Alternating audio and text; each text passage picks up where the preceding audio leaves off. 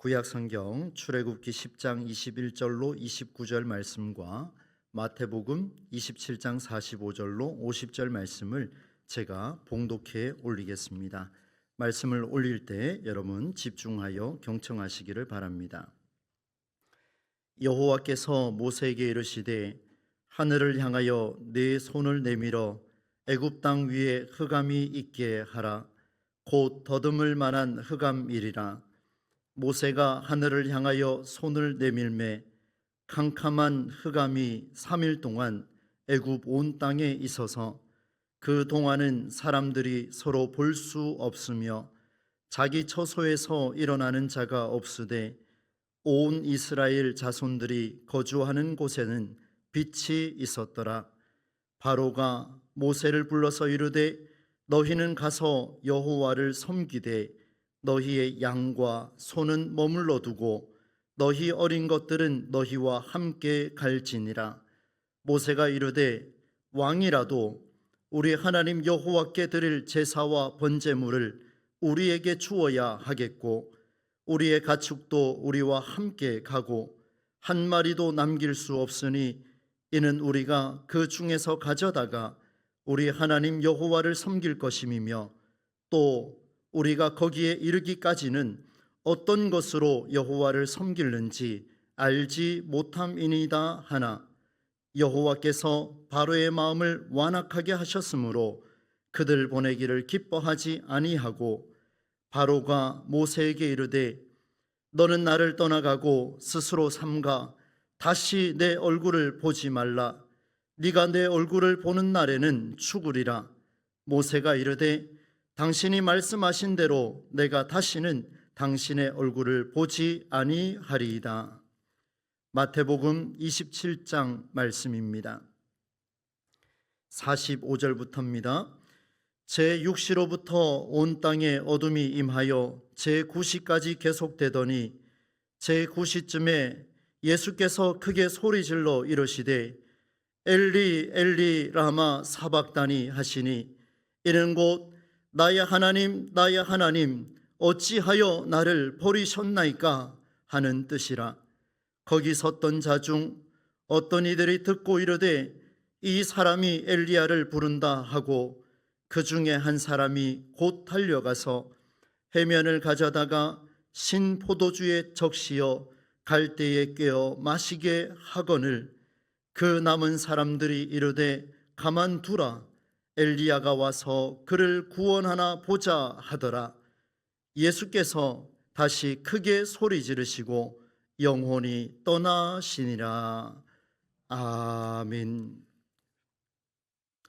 오늘 성금요일에 나눌 말씀은 흑암이 몰아갈 골고다의 길이라는 제목입니다. 이집트 땅에서 해방의 기적을 경험한 자들의 자격이 있다면 그것은 이스라엘과 이집트의 혈육 관계가 아니라 여호와의 말씀을 두려워하고 그 말씀을 살아내는 자에게 있다라는 사실을 우리가 함께 이미 살폈습니다. 그래서 가장 중요한 조건은 말씀에서 나오며 말씀에서 점검하고 말씀으로 도착해야 된다라는 사실을 보았습니다. 오늘은 이 성금요일 날 여호와의 말씀을 두려워하고 그 말씀을 살아내는 것이 무엇인지 오늘 9번째 재앙으로 잠시 한번 살펴보겠습니다. 오늘 9번째 재앙에서 중심 키워드는 어둠입니다. 여호와의 말씀대로 모세가 하늘을 향해 손을 벌렸습니다. 그때 더듬을 만한 손에 잡힐 듯 어둠이 이집트 온 땅을 덮어버렸습니다. 서로가 알아보지 못할 캄캄함이며 3일 동안 어둠이 지속되었습니다. 그러나 놀라운 점은 이스라엘 자손의 땅에는 빛이 있었다라고 성경은 기록하고 있습니다. 사랑하는 여러분, 강력한 어둠과 또 멀리 느껴지는 빛이 동시에 일어난 그런 상황을 성경은 말씀하고 있습니다. 하나님께서는 이 상황을 두고 그 당시에 무엇을 원하셨으며 그리고 오늘 우리에게 무엇을 원하시는지를 보겠습니다. 하나님은 이집트 땅에 어둠을 깔아 놓으셨습니다. 이것은 성경의 처음 시대로 하나님께서 태초를 창조하시면서 빛이 있으라 말씀하시기 이전의 상태로 돌려놓은 끔찍한 상황이었습니다. 하나님의 일하시기 이전의 상태로 돌린 하나님의 부재를 말씀해 주셨습니다. 창세기 1장 1절로 2절 말씀입니다. 태초에 하나님이 천지를 창조하시니라. 땅이 혼돈하고 공허하며 흑암이 깊음 위에 있고 하나님의 영은 수면 위에 운행하시니라. 여러분, 하나님께서는 태초에 천지를 창조하시고 그 땅에 흑암이 가득했다, 이렇게 말씀을 하고 있습니다. 그러나 놀랍게도 창세기 1장 바로 다음 구절 3절에는 하나님께서 이렇게 말씀하십니다. 그리고 즉시 하나님이 이르시되 빛이 있으라 하시니 빛이 있었고, 이렇게 기록하고 있습니다. 여러분, 중요한 사실이 드러났습니다. 어둠이 깊이 펼쳐져 있다라고 하는 이 사실은, 어둠은 결국 빛이 작용할 수밖에 없는 조건부에 불과하다라는 것을 말씀해 주셨습니다. 빛이 강력하게 임재할 수 있는 순간이 언제냐? 어둠이었다라는 사실을 밝혀주고 있습니다. 그러나 동시에 어둠은 반드시 빛을 거부하는 것이 아니라, 어둠은 빛을 싫어하지만, 그러나 성경은 태초부터 우리에게 말씀해 주신 것이 어둠은 반드시 빛을 필요로 한다라는 사실입니다. 이것이 이집트 왕 바로가 깨닫지 못한 일이었습니다. 흑암 속에 있으면 모든 것이 끝난다라는 생각을 갖고 있었던 많은 사람들에게 이 어둠이야말로 진짜 빛을 필요로 한다라는 사실을 보여주셨습니다. 2000년 전 예수님은 어둠의 순간으로 들어가셨습니다. 예수님을 제외한 유대 지도자들과 또 유대인들과 로마의 군사들은 힘없는 예수님을 바라보며 조롱했습니다. 침뱉었습니다. 머리에는 가시 면류관을 씌우시고, 그리고 유대인의 왕이라고 희롱했습니다. 손과 발에는 못이 박혔습니다. 허리에는 창으로 찔렸습니다.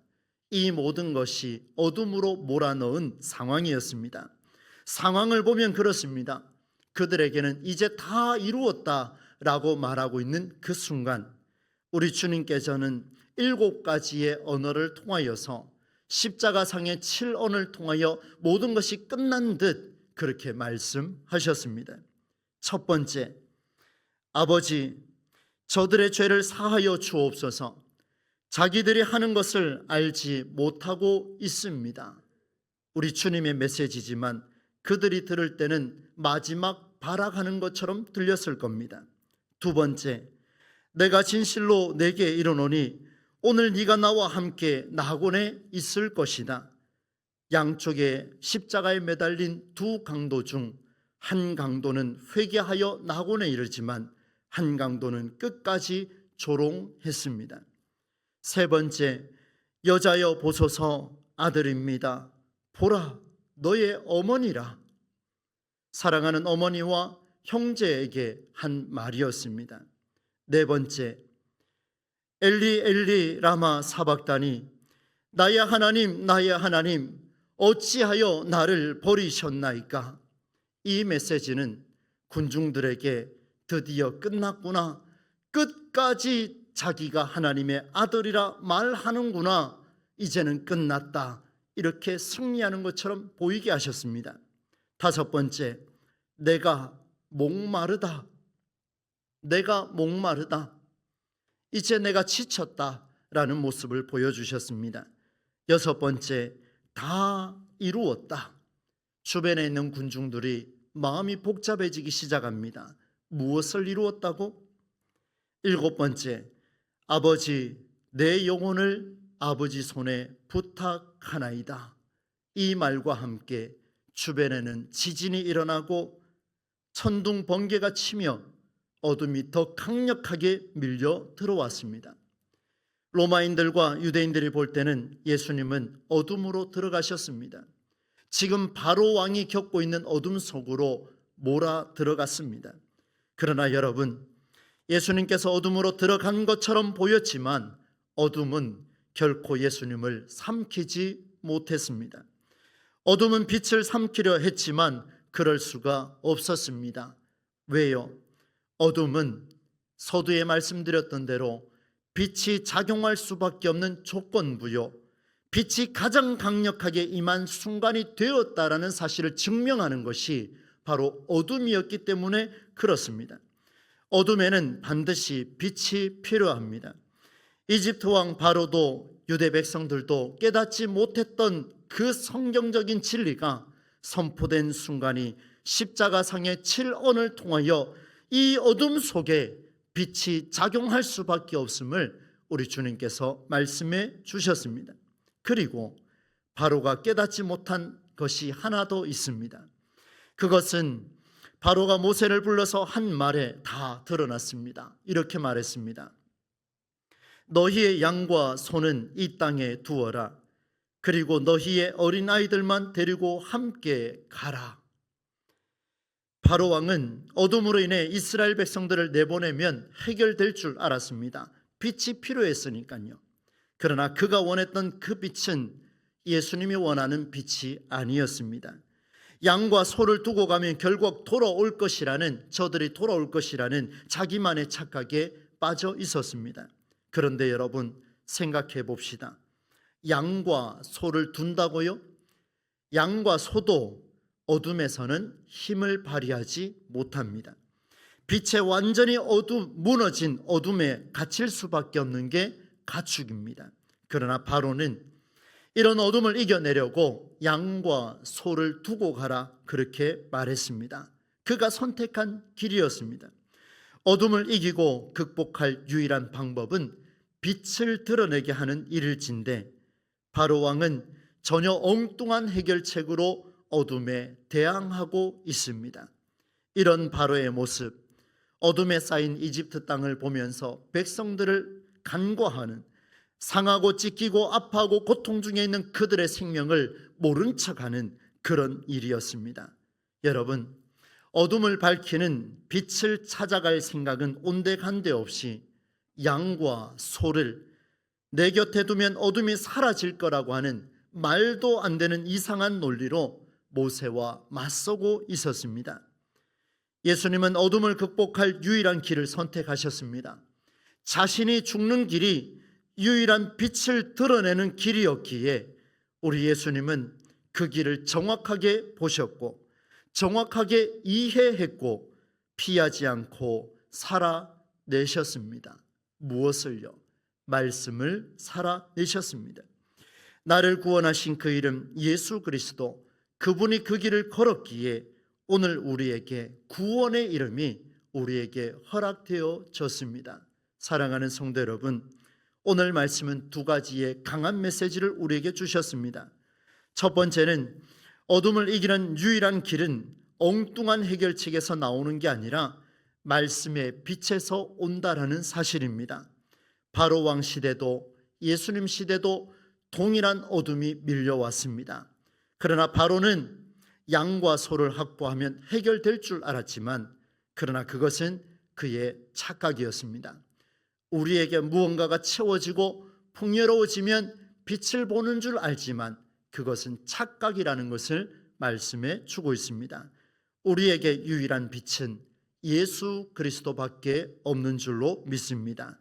두 번째는 성금요일입니다. 십자가의 어둠은 오늘 우리가 마지막에 마치고 나갈 때는 불을 다 끄고 개인기도하며 이제 해산할 겁니다. 이 십자가의 어둠은 그냥 끝나는 게 아닙니다. 어둠이라는 것은 가장 강력하게 임할 그 빛을 기다리는 시간입니다. 우리의 가정에, 여러분의 자녀들의 삶에, 여러분의 사업과 여러분의 모든 삶의 여정 속에 어둠이 강합니까? 캄캄함이 더 옥지어 옵니까? 여러분, 그때 기대하시기를 바랍니다. 왜냐하면 그 어둠이야말로 빛을 부를 수밖에 없는 조건에 불과하기 때문에 그렇습니다. 사랑하는 여러분, 예수님은 어둠의 길을 피하지 않고 스스로 죽음을 선택하여 빛을 맞이하셨습니다. 우리의 인생도 오늘 이 성금요일 성만찬에 임하면서 이 어둠을 마주할 때에 진짜 해결책인 예수님의 길, 어둠의 중심으로 들어가는 선택을 우리가 할 수 있기를 바랍니다. 어둠을 면하게 하는 것도 중요하지만 오히려 어둠 속에 깊이 들어가셔서 그 어둠이 오히려 빛을 맞이할 수밖에 없는 놀라운 순간임을 우리의 입술로 고백한다면 오늘 이 성금요일의 시간은 우리에게 결코 헛된 시간이 아닐 것입니다.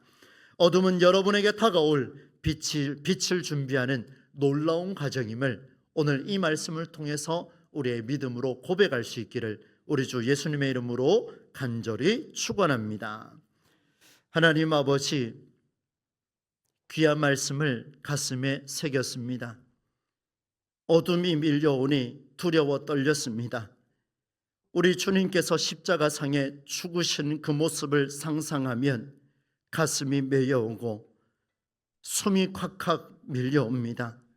다 끝난 것 같지만, 다 끝난 줄 알았지만, 그러나 어둠이야말로 빛을 열게 하는 중요한 도구가 됨을 오늘 말씀을 통해 경험하였습니다.